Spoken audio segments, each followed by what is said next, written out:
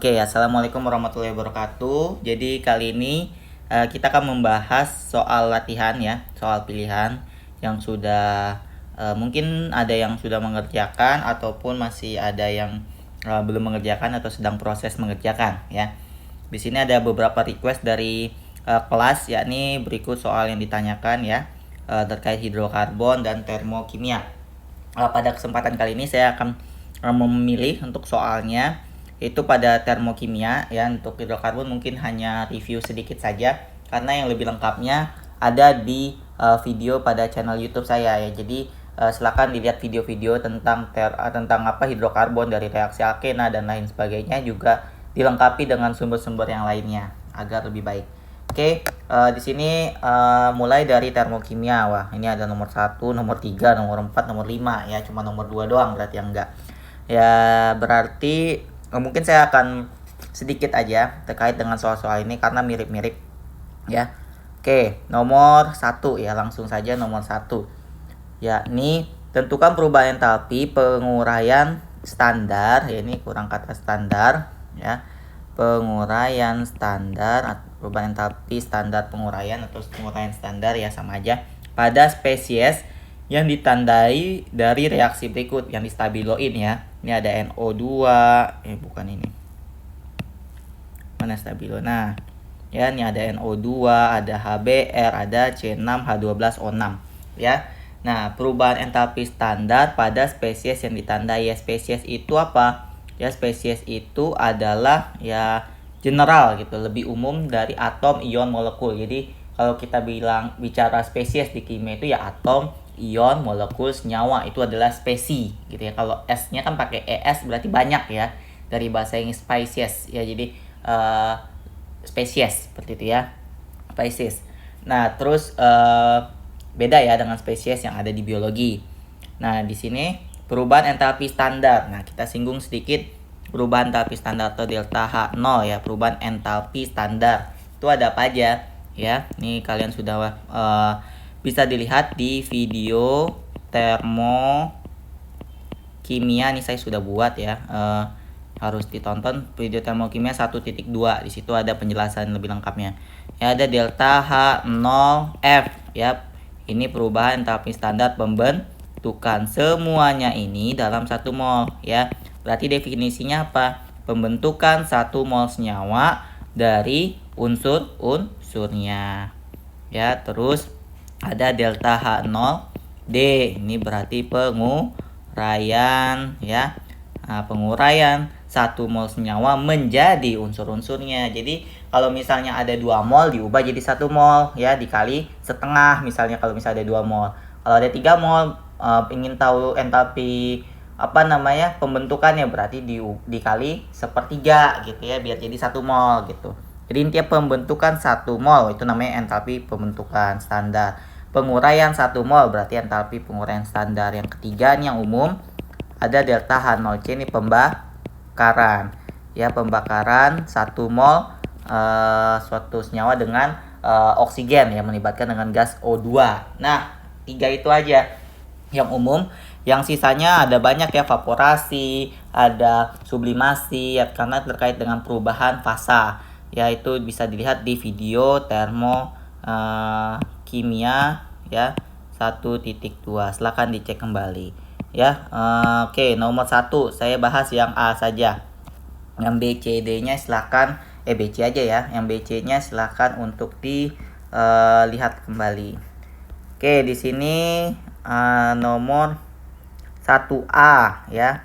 Reaksi ini kalian jangan bingung, Kak, reaksinya beda, Kak, ini sama yang contohnya. Iya gitu, reaksi itu banyak gitu ya. Kita tidak perlu untuk menghafalkan reaksi gitu. Jadi yang harus kita pahami adalah konsepnya ya. Bagaimanapun reaksi itu kita tahu konsepnya. Kalau misalnya reaksinya dibalik, maka delta H-nya juga tandanya dibalik. Yang satunya plus jadi min, seperti itu. Kalau misalnya koefisien reaksinya itu dikali, ya berarti delta H-nya juga dikali.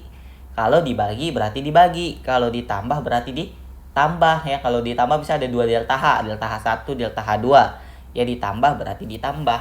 Seperti itu ya. Jadi notesnya gini. ya. Notes untuk overall reaction, ya, untuk semua reaksi, ya. Kalau ini tergantung yang ditanyakan, ya. Kliknya kalau reaksinya dibalik, ya, reaksi dibalik, maka delta H-nya juga tandanya dibalik, ya. Tandanya dibalik. Jadi yang plus nanti jadi min, ya, yang min jadi plus gitu, ya. Contohnya, ya, A ditambah B jadi C. Kita tahunya A tambah B jadi C, delta H-nya positif misalnya. Ya, ternyata kita ditanyakannya penguraian C. Jadi dibalik C. Nah, jadi A tambah B, kan diuraikan C ini. Berarti delta H-nya jadi negatif. Yang satu ini misalnya delta H0F, yang sini adalah delta H0D penguraian. Paham, ya? Paham, karena masih mudah itu. Tuh, reaksi dibalik, delta H-nya dibalik. Oke, yang kedua. Oke, kok berubah? Ya, yang kedua itu kalau reaksinya dikali atau bagi. Ya, ini kan sama ya, mau dikali atau dibagi, ya. Karena dibagi 2 sama dengan dikali setengah, ya. Ya, jadi sama saja. Ya, berarti delta H-nya juga sama, ya. Delta H-nya dikali juga. Kalau misalnya dikali ya dikali, kalau dibagi ya dibagi. Ya, misalnya ada A ditambah B jadi 2C. Ya, saya nggak bikin senyawanya apa. Senyawa ini bisa apa saja, ya. Nah, ini hanya patternnya saja, polanya saja. Ya, berarti delta H-nya misalnya sama dengan plus 100. Ditanya delta H0F dari C berapa? Ingat, delta H0F artinya pembentukan 1 mol C, ya. Nih, 1 mol C. Di sini ada 2, berarti dibagi 2 atau dikali setengah. Berarti reaksinya kalian kalau diminta disuruh tulis reaksi, kalian tulisnya berarti setengah A ditambah setengah B, karena dikali setengah semua kan, supaya jadi 1 C-nya. Nah, C sama dengan delta H-nya berapa? Berarti dibagi 2 juga, atau dikali setengah, plus 50. Nah, kalau kalian udah bisa langsung diminta delta H0FC, langsung aja 50. Misalnya satuannya jangan lupa kilojoule per mol. Kalau misalnya diminta delta H0DC berapa? Berarti dibalik, ya. C-nya yang di kiri kan diuraikan. Nah, kalau diuraikan reaksinya dibalik, min 50. Kok min 50 nggak min 100? Karena kan 1 mol. Ya, tinggal dibalik aja dari delta H0F-nya, ya.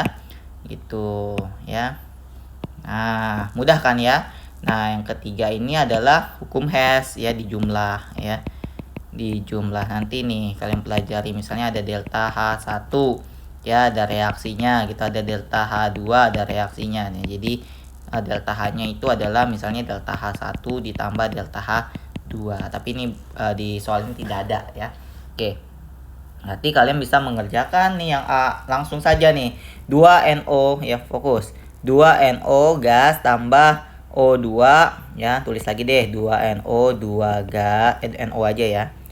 2NO gas tambah O2 gas jadi 2NO2 gas dengan delta H-nya nggak muat di sini, ya, tulisnya 36 kilojoule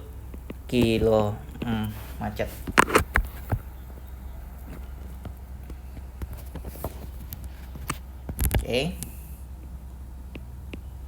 Oke, agak macet ini pulpennya, ya.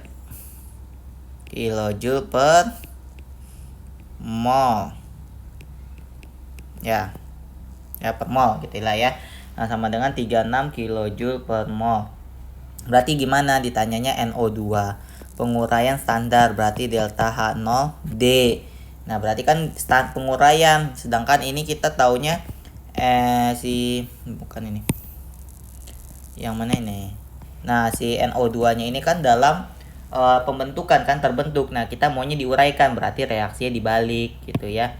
Ya, reaksinya dibalik menjadi delta H-nya jadi berapa? Jadi min kan berubah tanda 36 kilojoule per mol, karena dia dimintanya delta H0D harusnya 1 mol, di sini ada 2, berarti dibagi 2 sama dengan min berapa? 18 kilojoule per mol. Gitu juga yang B ya. Yang B gimana? 1B berarti H2 tambah Br2 jadi HBr, delta H-nya segini. Ya, diminta penguraian dari HBr, berarti dibalik reaksinya ya. Reaksinya dibalik kan? Ya, reaksinya dibalik ya. Gini nih, misalnya H2 gas ditambah Br2 gas jadi 2HBr gas gitu ya. Punya delta H min 78 ya, min 78 bla bla bla ya kilojoule per mol. Nah, sekarang ditanya HBr-nya. Ya, penguraian berarti dibalik reaksinya kan, namanya diuraikan. Berarti 2HBr gas jadi H2 gas tambah Br2 gas ya, delta H-nya berarti dibalik jadinya min menjadi plus 78 kilojoule per mol. Nah, ini delta H untuk 2 mol HBr, sedangkan kalau delta H 0D-nya itu harus 1 mol. Berarti dibagi 278 per 2 kilojoule per mol. Nah, yang satu C-nya berapa? Dihitung sendiri ya. Nomor 2 nih sudah ya. Nomor 3 karena nomor 1 bisa, nomor 3 bisa dong ya. Kenapa nomor 3? Jangan pusing dengan reaksinya ya. Sekali lagi jangan pusing dengan reaksi, itu banyak, nggak perlu dihafalkan. Yang perlu ini perhatikan notes-nya ya. Notes-nya ini. Nah, di sini dilihat, oh diketahui ini ada reaksi ya. Ini ya ditanyakan ini reaksi ini delta H-nya berapa? Apa yang kira-kira kemiripan atau perbedaannya? Di sini diperhatikan nih 2AlO3 terbentuk. Sedangkan di sini AlO3-nya diuraikan di sebelah kiri, berarti diuraikan. Ya, terus apalagi yang bisa kita cari informasinya? Delta H-nya ada. Ya, di sini delta H-nya nggak ada. Untuk 1 mol atau untuk 2 mol? Kan di sini ada 2 mol. Ya, di sini ada 2 mol. Di sini delta H-nya ada 0 nggak? Kalau delta H-nya ada 0, berarti ini untuk 1 mol ya. Ini nggak ada nolnya kan, nggak delta H 0D-nya, berarti delta H-nya saja. Berarti untuk reaksi ini untuk 2 mol, berarti tinggal kita ubah aja deh tandanya, 1 plus jadi min, jadi yang itu min jadi plus, jadi plus 3,351 kilojoule per mol. Udah, itu aja ya, udah. Nomor 4 ini terkait dengan reaksi endo dan exo ya. Endo dan exo. Nah, kalau nomor 2 bisa bikin grafiknya, nomor 4 bisa ya. Cari bagaimana reaksi endoterm itu kan bagaimana reaksinya ya. Reaksi delta H-nya positif. Nah, maka bagaimana diagramnya. Nah, ini sama saja ya, sama saja ya. Mana yang lebih besar, produkkah apa reaktankah, seperti itu kondisi energinya ya. Nah, bagaimana yang reaksi endoterm. Nah, ini bisa dilihat dari nomor 2. Sebenarnya ini lebih spesifik dari nomor 2. Nomor 5. Nah, ini untuk nomor 5 ya, kita kasih tanda hidrazin itu ya. Mana dia hidrazin ya, itu N2H4 terbentuk dari reaksinya bla bla bla segini ya. Ini N2H4 ditandain delta H0F-nya nih kurang 0.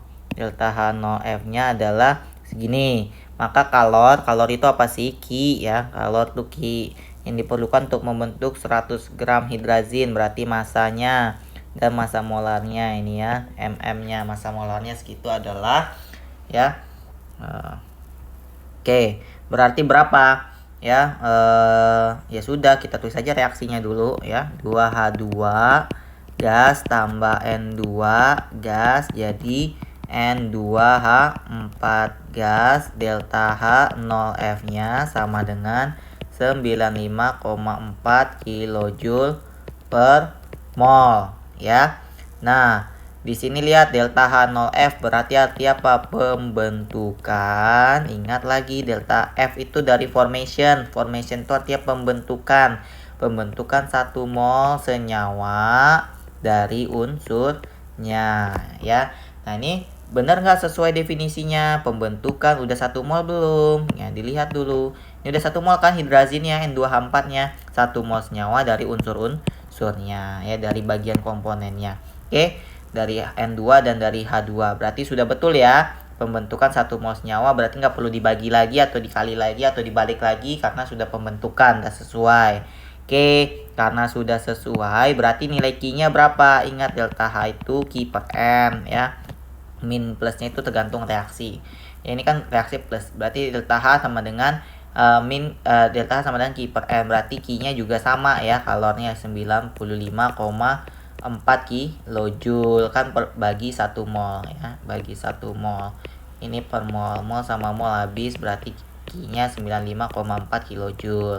Oke. Nah, sekarang kalau misalnya kita punya 1 mol N2H4 itu butuh kalornya adalah 95,4 kilojoule per mol kilojoule, maka kalau untuk X mol N2H4 berapa kalor yang diperlukan? Kenapa saya bikin X? Karena kita belum tahu nih berapa mol ya, tapi kita bisa tahu nggak molnya dari mana? Bisa ya nih, karena kalor yang diperlukan untuk membentuk 100 gram ya hidrazin, massa molarnya segini 32,05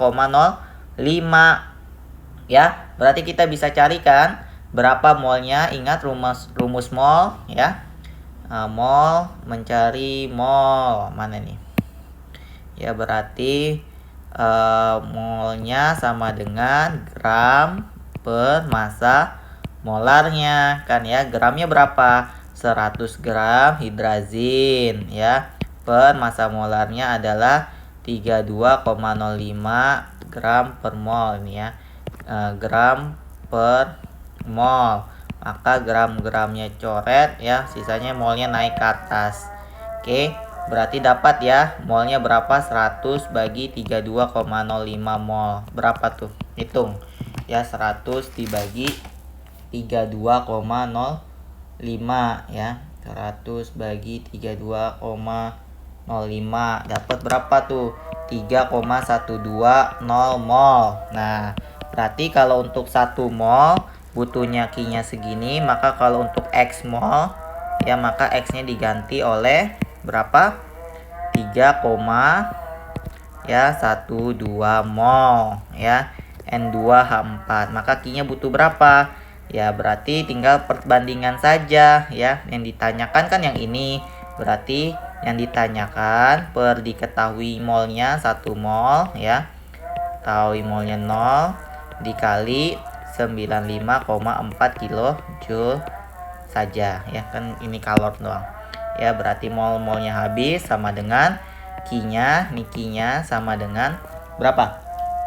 3,12 dikali ditanyakan per diketahui kali diketahui gitu ya, dikali 95,4. Nih perbandingan SMP ya, perbandingannya sama dengan 297,648 kilojoule. Berarti kalau 3 molnya 3 kali lipatnya gitu ya. Jadi lebih besar kan, berarti Q-nya sama dengan 297,648 kilojoule. Dah dapat. Nah, itu karbon lainnya ya. Berarti karena dari sini nomor 1 bisa menjawab nomor 2 pastinya. Bisa menjawab nomor 1 bisa menjawab nomor 2 ya. Berarti 2,2,4 trimetil pentana. Ini kita kenal dengan, ada yang masih ingat, isooktana ya. Nah, ini isooktana. Berarti caranya bagaimana? Lihat ya, rantai induknya pentana kan ya, yang di belakang tuh rantai induk ya, pentana. Berarti bikin 5, 1, 2, 3, 4, 5. Lurus boleh nggak Kak? Boleh ya. Nah, saya bikinnya yang seperti versi 3 dimensi yang seperti ini ya, untuk memperhatikan atau mempertimbangkan ikatannya. Nah, ini ada 5 ya, 1, 2, 3, 4, 5. Terus trimetil pentana. Oh, pentana lurus semua, lurus 2,2. Saya ngambilnya dari kiri ya. Kiri ada 2,2,4 ya. Ini kan 1, 2, 3, 4, 5 ya. Berarti sini CH3 metil, ini CH3, ini juga CH3. Nah, ini C, berarti CH3, ini C udah full. Ini CH ada 2 kan, berarti ini CH2, ini CH, ini CH3. Nah, tanyakan berapa yang primer ya. Ini sama dengan soal yang kemarin ya, soal bagi yang remedial, sekunder, tersier, dan C kuartener ya. C primer atom C yang mengikat satu atom karbon lainnya. Lihat, berarti ini C primer kan, C-nya ini mengikat satu atom karbon lah. Ini ada lagi nggak yang diikat? Tidak ada ya. Tuh C primer. Ini ada satu ya, C primer yang warnanya hijau. Ada 2, ada 3, ada 4, ada 5 ya. Jadi ada 5 atom C primer ya. Lanjut C apalagi sekunder yang mengikat 2 atom karbon lainnya ini ya. C ini kan mengikat atom karbon ini sama atom karbon ini ya. Ada 2 atom karbon yang diikat, diperhatikan. Berarti yang warna biru ya. Berarti satu ini enggak ya. Ini CH enggak. Satu aja ya. Berarti hanya satu saja. Ya, jangan ditambah ya. Satu. Terus C tersier. Tersier itu mengikat 3 atom karbon lainnya. Ya, kita warnain coklat. Berarti ini ya, CH ya. Nah, ini kan mengikat C 2 3 ya. Berarti mengikat 3 atom karbon lainnya. Berarti dia C tersier ya. Ini C tersiernya ada satu juga ya. Coba dilihat lagi jawabannya di remedial, yang remedial. Terus C quaterner ya. Berarti yang mengikat 4 atom karbon lainnya. Udah ya, C quaterner ini ya. Oke. Yang ini yang belum warnanya apa? Nah, biru yang ini.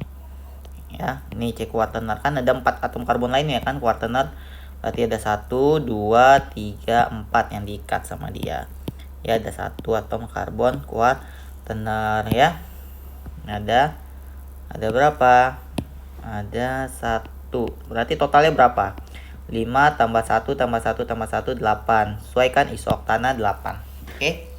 Ya, berarti C8H berapa tuh? H18 berarti ya. Nomor 2 juga seperti itu ya. Kalian uraikan ya. 1 2 sudah.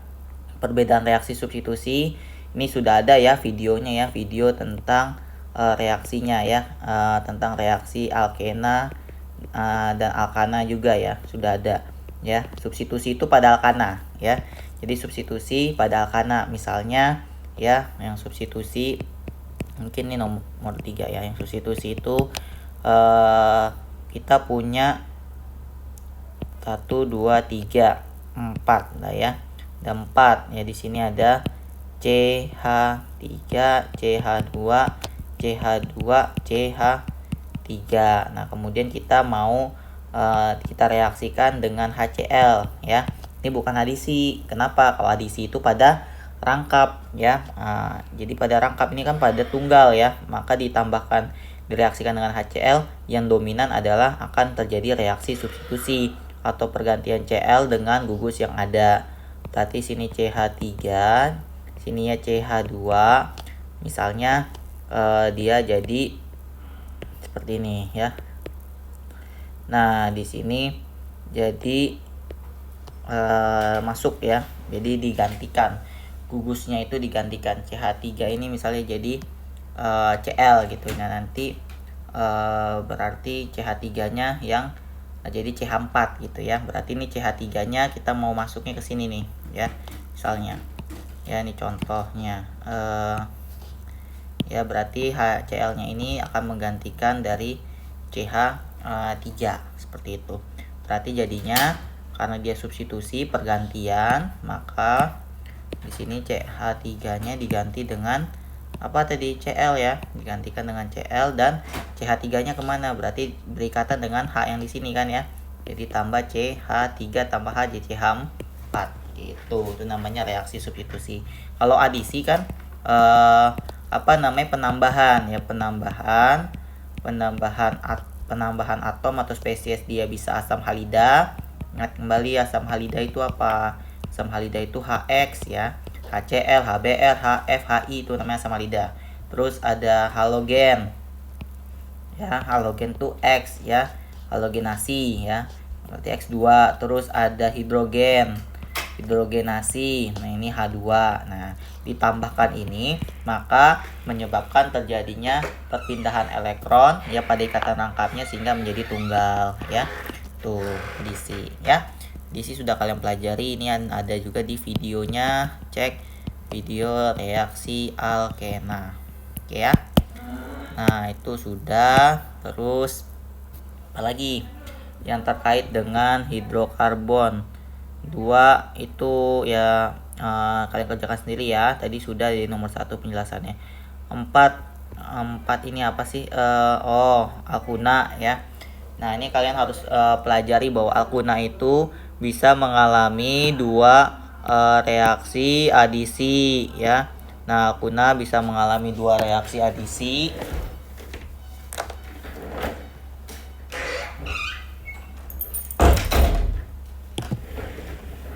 Ya, alkuna bisa mengalami dua reaksi adisi, yakni kan adisi itu kan dia berubah ya, jadi ikatannya ya menjadi lebih lebih jenuh gitu ya. Tapi intinya itu penambahan suatu atom gitu ya. Berarti adisi warnanya ini ya. Adisi alkuna ya. Jadi kalau misalnya ada alkuna ya, ada C rangkap 3 diadisi. Ini skemanya ya. Ditambah HX atau ditambah X2 atau ditambah H2 gitu ya.